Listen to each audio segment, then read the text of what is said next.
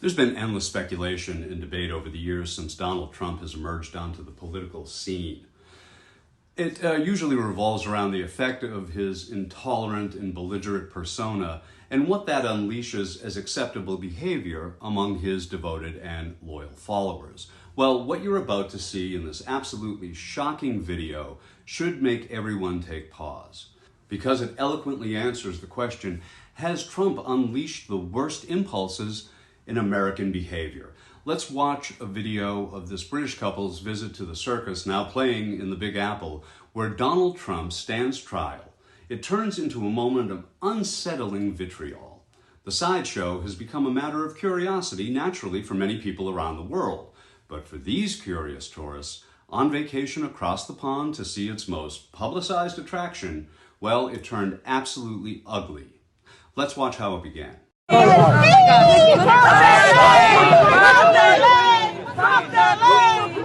Disgusting, aren't they? What disgusting people. What do you think about the response that happened? You were having a conversation with them. Well, we were actually here purely for entertainment value. We're from England. When we show you the rest of this video, you'll see how a sightseeing trip for a kindly couple from England devolved into one of the ugliest displays of intolerance you'll see today.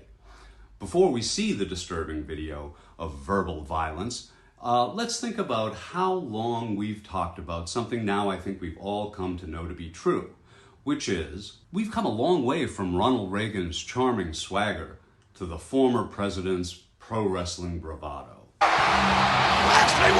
You know, when we go to the zoo, we're always cautioned that while it's fun to observe the animals, maybe it's better not to interact with them. In a different context, that advice might seem to be appropriate given what you're about to see.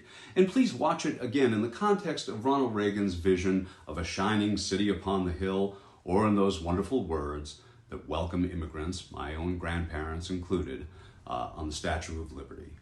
Give me your tired, your poor, your huddled masses who yearn to breathe free, the wretched refuse of your teeming shore.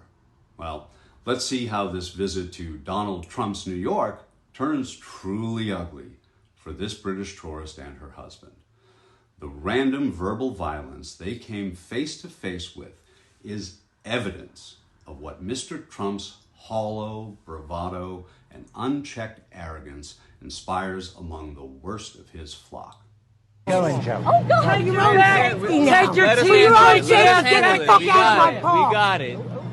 Fuck the queen, fuck the king. Fucking cunt. She's leaving. Just stop. Fuck out of here. Burn in hell, you liberal fuck. Alright, bro, she's out. And we enjoy watching Trump on the TV, and we cannot... John!